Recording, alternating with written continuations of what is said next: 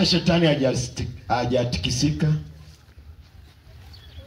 Labda baba wamesubiri wasikie na vinanda, ndo labda wataitikia vizuri. Ngoja tuone. Andaa kinanda, labda wanatamani kusikia.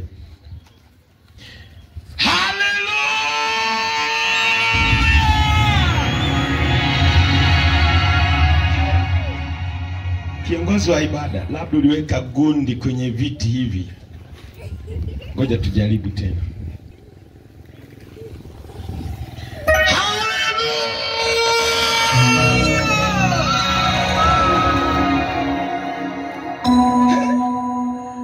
Kiongozi wa ibada, sikuelewi. Au umefunga kamba?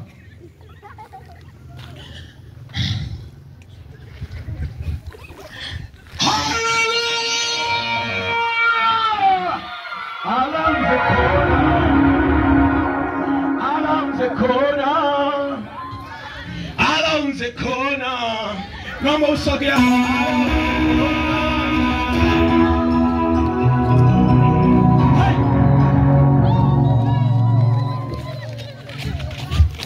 Hallelujah. Jesus. Hey. Jesus. Hey. Hey. Hey. Hey. Jesus. Hey. Hey. Jesus. Hey.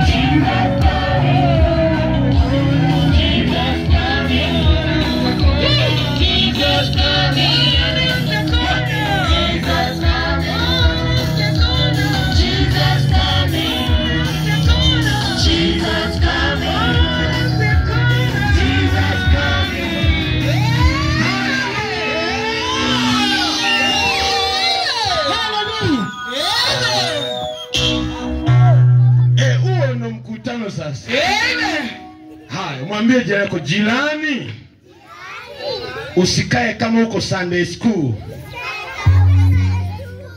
Hallelujah.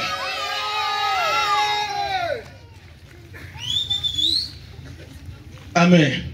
Naomba tuangalie neno la Mungu kutoka katika kitabu chetu cha Mathayo sura 27.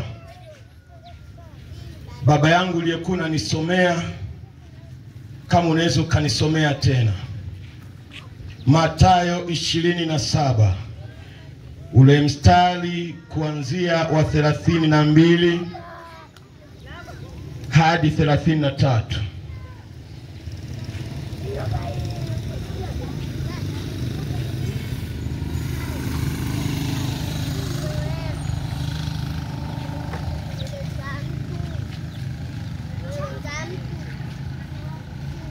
Ndio.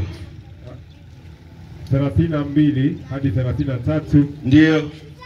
Hata walipokuwa wakitoka, wakamwona mtu Mkirene. Ndio. Jina lake Simoni. Ndio. Huyu wakamsurutisha au chukue msalaba wake. Sawa. Na walipofika mahali paitwapo Golgotha, ndio, yaani fuvu la kichwa. Sawa. Wakampa kunywa divai ndio iliyochanganywa na nyongo. Sawa. Lakini yeye alipoionja hakutaka kunywa. Haleluya. Mwambie jirani yako, Simoni Mkirene. Simoni Mkirene. Leo natamani tujifunze kwa habari ya mtu mmoja, Simoni Mkirene. Lakini tunatamani tuione sura ya Yesu kupitia Simoni Mkirene. Mwambie jirani yako, ione sura ya Yesu kupitia Simoni Mkirene. Kupitia Simoni Mkirene. Bwana Yesu asifiwe. Wakati Yesu amekamatwa na wale Wayahudi na maaskari wao, wanampeleka katika mahali pa kusulubishwa palipoitwa Golgotha au Goligota. Njiani, wakati Yesu amechoka, hawezi kubeba ule msalaba, wale maaskari wakakutana na mtu mmoja aliyekuwa anaitwa Simoni, aliyekuwa anatoka katika nchi ya Wakirene. Basi walipomuona Simoni huyo anayetoka kwenye nchi ya Wakirene, maandiko yamesema hivi, wakamshurutisha aubebe msalaba wa Yesu. Maana Yesu alikuwa amempiga, amechoka. Kwa hiyo wakaona huyu Simoni wamshurutishe aubebe msalaba wa Yesu. Haleluya. Maandiko yanatuonyesha kwamba Simoni aliubeba msalaba wa Yesu mpaka pale Golgotha. Sema amen. Amen. Sema amen. Amen. Lakini kitu gani ambacho natamani ujifunze mahali hapa? Nataka nikukumbushe ya kwamba walikuwepo wapitaji wengi sana wakati Yesu anabeba msalaba wake, lakini hatumjui hata mmoja. Halo? Halo? Halo? Halo? Yesu alikuwa amekutana na wapitaji wengi, lakini hakuna aliyeandikwa kwenye maandiko matakatifu tunayemjua. Lakini mtu mmoja aliyeugusa msalaba wa Yesu, aliyemsaidia Yesu msalaba, aliyeuchukua kwa muda tu msalaba wa Yesu, mpaka leo tunamsoma, vizazi na vizazi tuwatamsoma. Haleluya. Cha kwanza ambacho nataka nikukumbushe kupitia huyu Yesu ni kwamba unapojitoa kubeba ya Yesu, Yesu anaweka kumbukumbu kwenye maisha yako. Haleluya. Haleluya. Haleluya. Wapendwa, mpaka leo hii tunamjua Simoni Mkirene alibeba msalaba wa Yesu, lakini asingebeba msalaba wa Yesu tusingemjua. Halo? Halo? Wakati mwingine Ukristo unaonekana ni mshamba. Bwana asifiwe. Lakini unapoubeba, kuna namna maisha yako hayabaki kama yalivyokuwa. Ni kweli msalaba wa Yesu ulikuwa mzito na Simoni Mkirene alitumia nguvu kuubeba, lakini hakujua ya kwamba kupitia tu kubeba msalaba wa Yesu kuna kumbukumbu imewekwa kwenye maisha yake. Haleluya. Pale ambapo umekubali kulifanya jambo la Mungu, linaacha kumbukumbu kwenye maisha yako, linakutengenezea kumbukumbu kwenye maisha yako. Halo. Na unapofanya jambo lolote pamoja na Mungu, hilo jambo Mungu analipa kumbukumbu. Halo. Kwa hiyo mpendwa mtu wa Mungu, maisha yetu ili yapate kumbukumbu ni pale tunapokubali kubeba majukumu ya Yesu. Ni pale tunapokubali kumbeba Yesu kwenye maisha yetu. Mwambie jirani yako, mbebe Yesu upate kumbukumbu. Mbebe Yesu upate kumbukumbu. Na wapenda, naomba niwaambie kitu kimoja. Mnaona tunayoyafanya hapa duniani kwa ajili ya Mungu, Mungu amesema ameandika mbinguni. Amen. Kwa hiyo wote, mfano hapa tunapojenga hivi, kuna watu wanapita hapa barabarani. Hicho unachojenga mbele za Mungu ni kumbukumbu. Siku ukifa utaonyesha, mwanangu, ulifanya kazi yangu. Bwana asifiwe sana. Kuna mtu amenielewa? Bwana asifiwe sana. Bwana asifiwe sana. Lolote unalolifanya kwa ajili ya Mungu, inawezekana kwa wanadamu likafutika, lakini sio kwa Mungu. Mnakumbuka yule mwanamke ambaye alitoa malihamu yake kumpaka Yesu. Yesu alisema kwamba jambo hili alilolifanya litakumbukwa milele. Haleluya. Inawezekana mpendo, kuna wakati ulihisi kuchoka na kukata tamaa kuifanya kazi ya Mungu, lakini kumbuka, unaweka kumbukumbu ya kudumu kwenye maisha hapa duniani na maisha ya mbinguni. Amen. Bwana asifiwe. Niliwahi kusikia ushuhuda wa baba mmoja ambaye alikuwa mtoaji sana kanisani, na kuna kipindi alitoa viti vingi vya kanisani. Halo. Lakini kuna wakati aliugua sana, watu wakaomba haponi. Siku moja akamwambia mke wake, naomba unisaidie kwenda kanisani.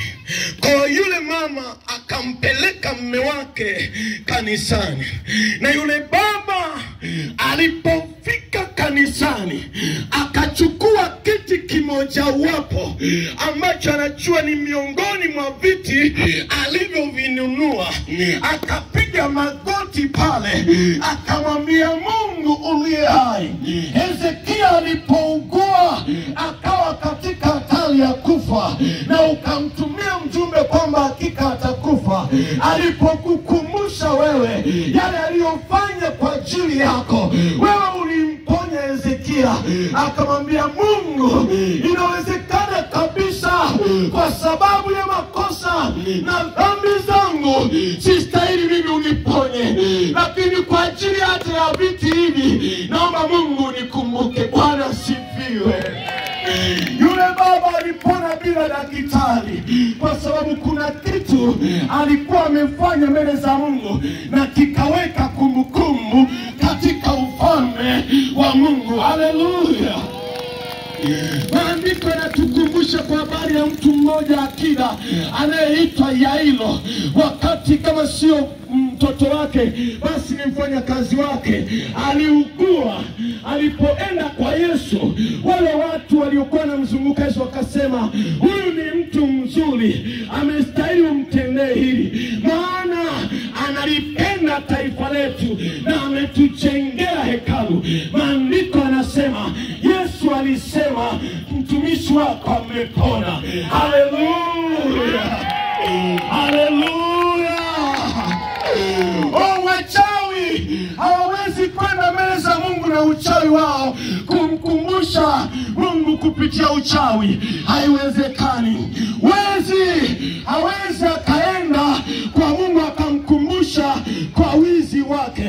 Lakini wewe unapoamua kumpokea Yesu, kumpa maisha yako, unapopitia changamoto uwezi, una kitu cha kumkumbusha Bwana. Akasikia kutoka mbinguni na akajibu. Haleluya. Haleluya. Haleluya. Unajua kuna wakati mwingine maisha yetu wa Kristo yanaonekana ni ya kawaida, na ndio maana wakati mwingine tunajidharau. Lakini usipime kitabu kwa kava la juu. Wewe ni wa thamani mbele za Mungu, maana kwa ajili yako ndio maana dunia leo ipo. Wakati kanisa litakapoondolea duniani, maandiko yamesema kutakuwako kilio na kusaga meno. Ile dhiki kuu ambayo imeandikwa imezuiliwa kwa sababu yako wewe umempokea Yesu. Siku wewe ukiondoka hapa duniani hapata kalika. Hakuna cha Tanzania ya amani, kila mahali kutakuwa na vita. Kwa hiyo uwepo wako ndio unafanya machangudoa wapate kwenda gesti. Haleluya. Hata kama mtu anajitoa akili, lakini hebu subiria uone kama kuna mabomu yanapigwa kama mtu anachangudoa anaenda gesti. Haleluya. Kwa wewe ni wa thamani mbele za Mungu. Usijidharau. Usijidharau. Bwana asifiwe sana. Haya, wangapi mnalifahamu kanisa moja la AICT inaitwa Kibaha? AICT Kibaha. Wangapi mmewahi kufika pale? Wangapi mmewahi kulisikia AICT Kibaha? Bwana asifiwe sana. Kuna baba mmoja ambaye aliishi na mke wake muda wote bila mtoto, mpaka akastaafu na mtoto. Lakini siku moja, naona baba alikuwa mmoja wanaojitoa kanisani. Unajua nini Mungu alifanya? Sema sijui. Bwana asifiwe. Yule mama alikuja kupata mtoto akiwa na miaka 52. Miaka 50 ngapi? Miaka 50 ngapi? Kuna jambo gani linalomshinda Mungu? Bwana asifiwe sana. Bwana asifiwe sana. Inawezekana kuna kitu ulikuwa unafanya mbele za Mungu ukakutana maneno ya kukatisha. Inawezekana huyo ni shetani, maana ajua unapanda kumbukumbu yako utakayomkumbusha Bwana. Bwana asifiwe. Ngoja utaingia mtandaoni, utamsearch mtumishi mmoja anaitwa Benson Idahosa. Bwana asifiwe. Benson Idahosa akiwa na miaka 25 alikuwa amepanda makanisa 600. Makanisa mangapi? 600. Kumbuka iko hivi, wakati mwingine naweza nikasema ninafunga siku 7 ili niombee kiwete atembee. Bwana asifiwe. Kuna wakati mwingine Mungu anataka aone ulichokifanya kwenye ufahamu wake, sio ulichofunga. Bwana asifiwe sana.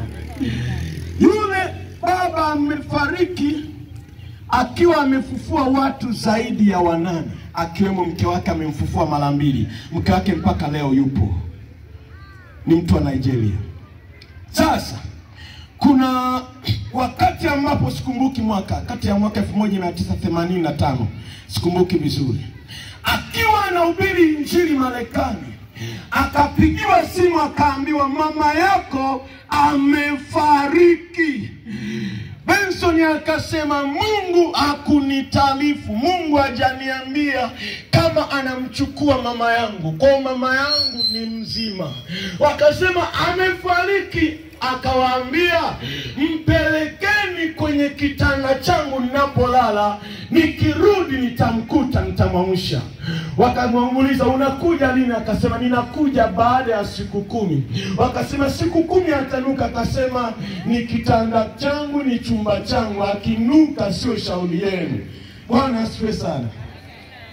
Wakamweka Benson mama yake na Benson Idahosa kwenye chumba cha mtoto wake. mpaka ile rangi ikabadilika kutoka kwa nyeusi. Unajua mtu akifariki rangi inabadilika, anazidi kuwa mweusi. Ikatoka kuwa nyeusi ikabadilika kama majivu. Bwana asifiwe. Muujiza wa kwanza aliofanya Mungu, ile maiti haikunuka. Hello. Benson Idahosa aliporudi akawaambia, alipofika airport akamwambia ni Benini, maana alikuwa anakaa mji wa Benini, akamwambia nipelekeni moja kwa moja kwangu. Wakampeleka.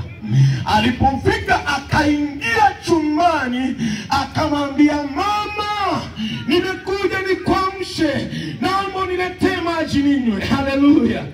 Yule mama akainuka akamletea Benson Idahosa maji akanywa. Maiti imelala siku 10. Haleluya. Haleluya. Yule maiti hakufufuka kwa sababu tu Benson Idahosa ameomba, bali yale aliyoyafanya kwa ajili ya Mungu. Haleluya. Kwenye katiba ya Nigeria imeweka wazi ya kwamba hakuna mtu anayepaswa kufanya uchawi. Lakini simuelewa Nigeria ndio uchawi uliko, ila kwenye katiba ilifungwa. Na kuna mwaka fulani kulikuwa na mkutano wa wachawi unafanyikia Nigeria. Benson Idahosa alihudhuria. Bwana asifiwe sana. Yule mkuu wa wachawi wa Nigeria alipokuja anasema, wewe ni nani uzuie mkutano? Wakapelekana kwenye TV ili aonekane nani mkubwa. Si unajua waandishi wa habari hawapiti na jambo ili waandike. Wakapelekwa kwenye TV. Haya, mchawi akasimamishwa aseme anachojiamini na uweza, akasema kila kitu, akasoma mpaka kwenye Qur'ani na Biblia akapitia. Benson Idahosa alipofika naye akasoma maandiko.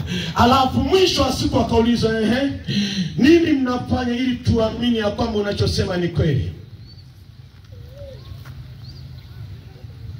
Yule akasema tena mengine. Benson Idahosa zamu yake ilipofika akaambia, yeye akasema kwamba mimi nataka jibu moja tu. Nitakuuliza swali na nahitaji jibu moja tu. Akamwambia, akamsomea maandiko akasema hakuna mchawi atakayeishi. Akamuuliza, nataka jibu moja tu. Wewe ni mchawi au sio mchawi? Ungekuwa ungejibuje? Bwana asifiwe sana. Yule katibu alicheka akasema, mimi sio mchawi, akamniondoka hapa. Bwana asifiwe sana. Alisema, ninakupa dakika 5. Kwa hiyo nini? Ule udhihirisho wa nguvu za Mungu kwenye maisha ya Benson Idahosa, hata akasimamisha Ukristo kwenye nchi ya Nigeria imejaa Uislamu, ni kwa vile alivyojitoa kumtumikia Mungu. Yale aliyokuwa anayafanya yaliweka kumbukumbu. Jambo la pili na la mwisho tunaojifunza kupitia Simoni Mkileni ni utambulisho. Sema utambulisho. Sema utambulisho. Unapofanya jambo la kimungu, pamoja na kwamba Mungu anakuwekea kumbukumbu, cha pili anachofanya cha muhimu ni kukutambulisha. Bwana asifiwe sana. Wapendwa,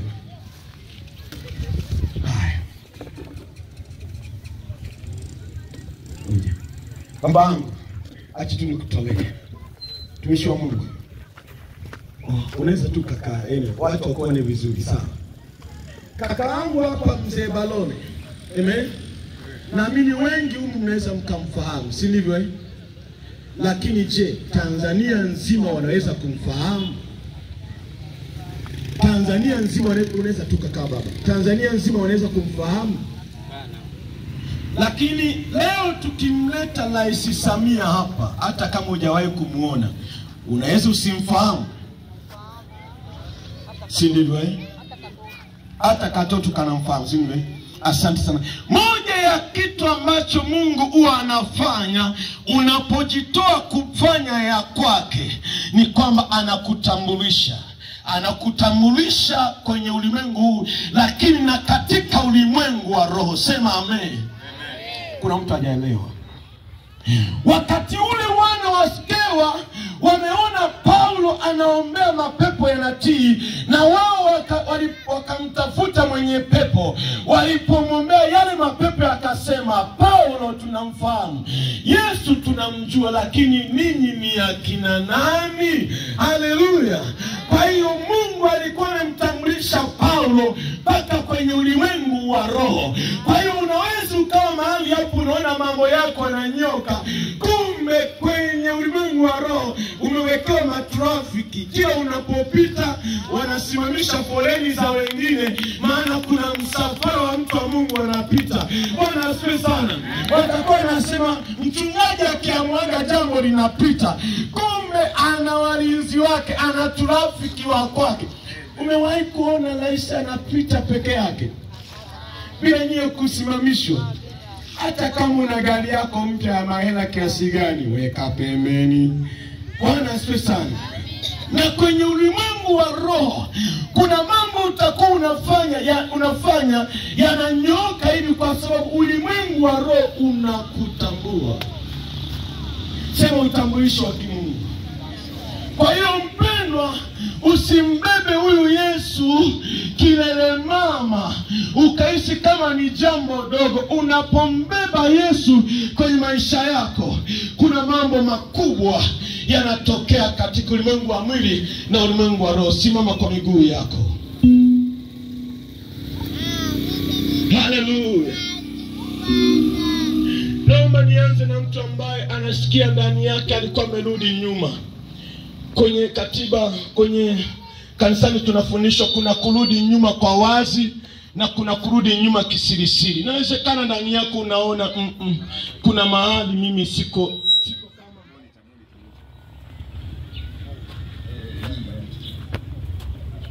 siko.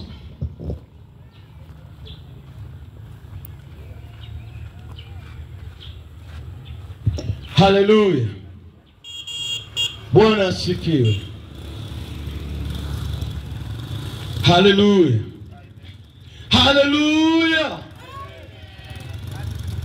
Kuna mtu ambaye anatamani kumpa Yesu maisha yake. Hiyo mizigo ukiibeba mwenyewe hautaweza. Yesu anataka leo umbebe, atabeba ya kwako. Kuna mtu ambaye anasikia ndani yake kumrudia Yesu. Karibuni praise. Tuimbe wimbo. Kuna wimbo fulani unasema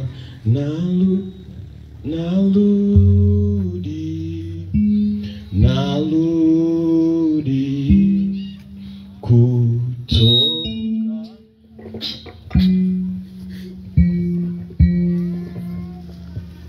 Sasa naomba tukaribie wote.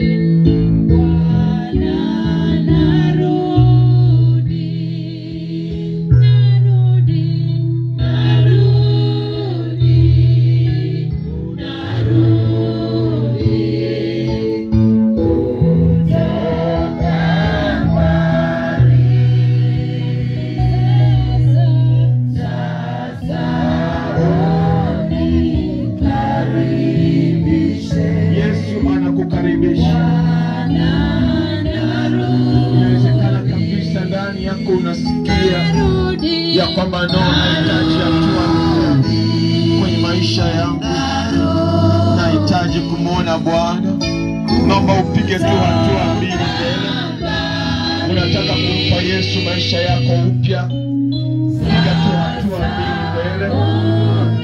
Tuombe pamoja.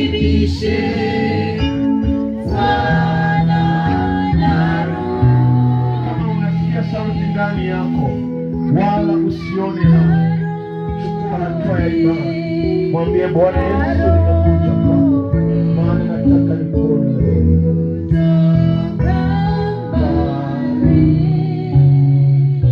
Hata ulieko huko mbali, Yesu anakuita.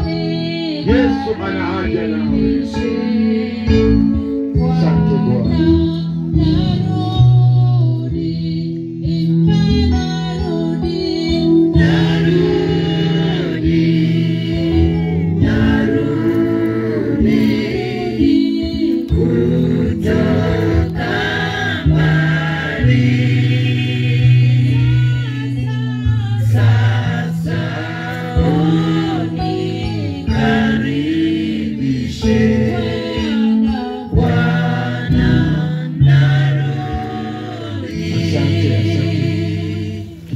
Naomba niombe na watu hawa wa aina mbili. Kwanza,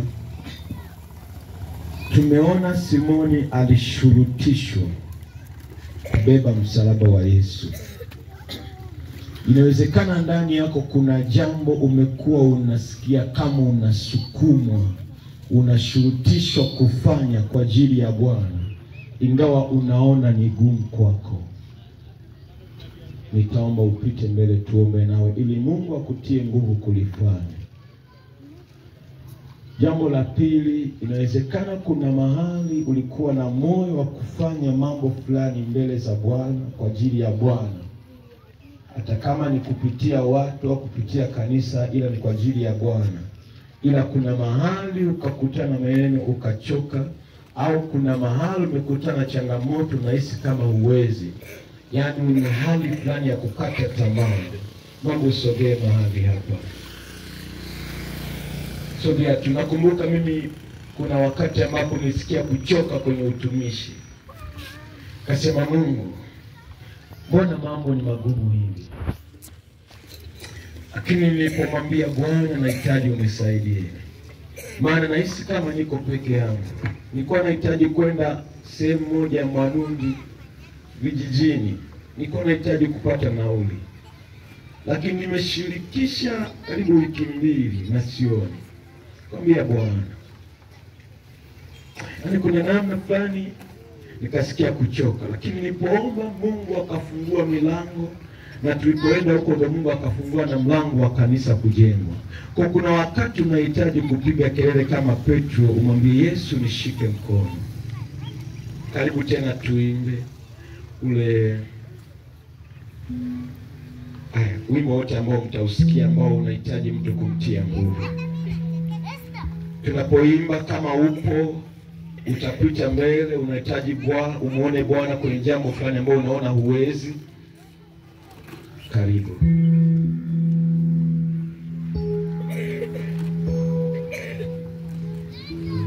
Nikumbuke Bwana, unapowadhuru wengine, naomba unikumbuke Bwana, kukumbuke, usinipite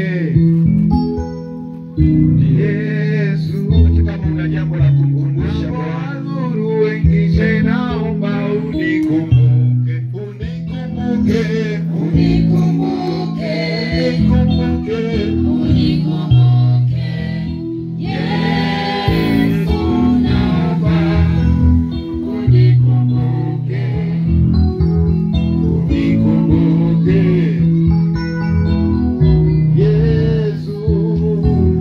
Unapowadhuru wengine, naomba unikumbuke, usinipite Yesu.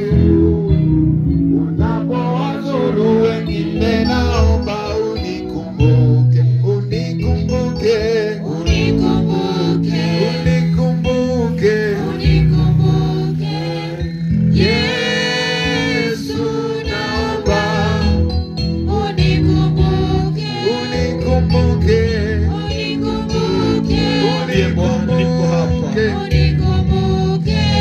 Yule baba alikumbusha kupitia picha.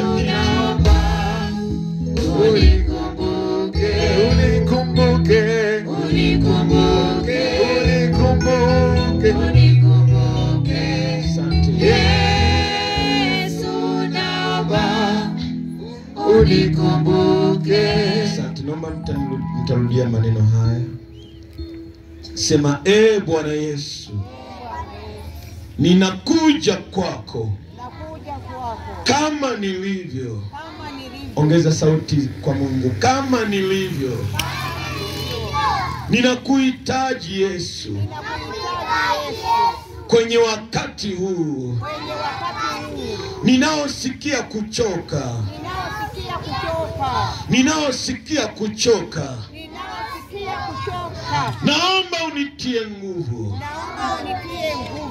Kwa kila jambo ulionipa kufanya. Bwana Yesu, ninahitaji neema yako.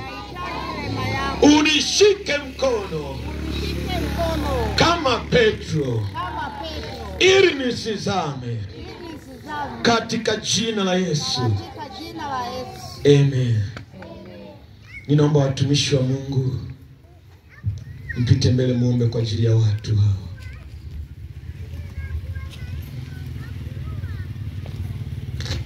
Karibu tuendelee kuwaombea.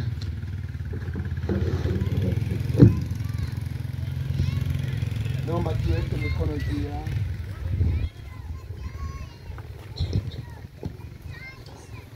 Wakati mwingine unaweza kusahau ni kitu gani ulikuwa unahitaji kukifanya kwa ajili ya Bwana, lakini ukawa umesahau, lakini umekumbuka. Na wakati mwingine kilikuwa kinakubariki kabisa, lakini ulipoahirisha tu ukakata tamaa mpaka leo hii. Na kitu hicho kilikuwa Mungu amekitiki kwamba nakubariki kupitia hicho, lakini ukawa umekiacha. Umejaribu kwa kila njia, haijawezekana. Lakini Mungu bado ana shauku ya wewe utafanya. Sijui ni nini moyoni mwako, wewe unajua. Kwa hiyo tunapoenda kuomba na wewe, amini ya kwamba urudi katika hicho, na Mungu atatengeneza njia pasipo njia. Kwake itatokea, na utakapokifanya ndipo lango la mafanikio yako yatafunguliwa. Baba, katika jina la Yesu, wewe ndiye Mungu wetu. Ndio Bwana. Hayupo Mungu kama wewe. Ndio Bwana. Wewe ukiandika limeandikwa mbinguni na duniani. Ndio Bwana. Wewe ukilifuta limefutwa pa mbinguni mpaka duniani. Ndio Bwana. Na ndio maana tunahitaji kujua mapenzi yako ili tuweze kuyatenda. Kwa jina la Yesu. Kwa jina la Yesu Kristo. Wewe ndiye Bwana. Tunaendelea kuomba. Fungua mlango ili kazi yako iendelee. Fungua mlango ili mtumishi wako afunguliwe. Maana unahitaji kubarikiwa. Maana unahitaji kwake abarikiwe. Tunaendelea kukuita Bwana. Yesu, gusa Bwana. Gusa Bwana. Fungua mara ambapo pamefungwa. Mtumishi wako akaitende kazi aliyoikusudia katika maisha yake. Wewe Bwana utakwenda kubariki. Wewe Bwana utakwenda kuokoa. Wewe Bwana utakwenda kumuisha kwa upya kwa jina la Yesu. Endelea kumkumbusha, na tunaamini hadi zako ni kweli. Hautampungukia, hautampungukia hata kama ni usiku, hata kama ni mchana. Bwana utakuwa pamoja naye. Msaidie wakati mwingine amekata tamaa, lakini lipo tumaini katika wewe utupaye vyote. Hivyo Mungu tujalie kufanya ili sisi tusipate baraka ulizokusudia. Asante Bwana Yesu, kwa kuwa wewe ni Mungu utafanya, kwa kuwa wewe ni Mungu utatenda. Ninasimama kinyume na nguvu za giza na nguvu za mapepo na vizuizi vyote ambavyo shetani amevipandikiza. Analeta mateso, analeta majaribu, analeta msukosuko kwa jina la Yesu. Kwa jina la Yesu. Kwa jina la Yesu. Kwa jina la Yesu. toka kwa jina la Yesu, kwa jina la Yesu, kwa jina la Yesu. Achia kwa jina la Yesu, kwa jina la Yesu, kwa jina la Yesu, kwa jina la Yesu, kwa jina la Yesu, kwa jina la Yesu, kwa jina la Yesu, kwa jina la Yesu, kwa jina la Yesu. Funguka, funguka, funguka kwa jina la Yesu, kwa jina la Yesu, kwa jina la Yesu. Mateso, magonjwa tunayaondoa, tunayakemea kwa jina la Yesu, kwa jina la Yesu. Kuuza mateso, kuuza majaribu tunazikemea kwa jina la Yesu. Bwana, tenda muujiza wako. Kuna wagonjwa, Bwana, waguse, uwaguse Bwana, gusa mahitaji yao, gusa hitaji lao Bwana, ukatimiza kusudi lile ulikusudia katika moyo wao, katika maisha yao. Wewe unasema tukifanya kitu Bwana utatenda. Tutende kwa imani, nasi tutapokea, nasi tutakwenda kupokea katika jina la Yesu, katika jina la Yesu, katika jina la Yesu. Hakika Bwana kuna kimbilio, hakika Bwana wewe ni nguvu yetu. Bwana, jidhihirishe, jidhihirishe. Kuna watu wamekata tamaa katika ndoa zao. Bwana Yesu, tunakuita. Wewe unaweza kuganga, wewe unaweza kupatanisha kwa damu ya samani. Kawapatanishe Bwana, kaondoe vizuizi vyote, kaondoe mateso, kaondoe laana juu yao katika jina la Yesu. Kuna wanaokataliwa Bwana, Mungu wa mbingu na nchi, ondoa vizuizi vya kukataliwa katika jina la Yesu. Tunaharibu mipango yote yule adui inayowakwamisha hata wengine wasifanye kazi yako. Bwana Yesu, tunakuita ukawakomboe ili wakaitende kazi yako katika jina la Yesu. Tenda muujiza Bwana, tenda muujiza wako.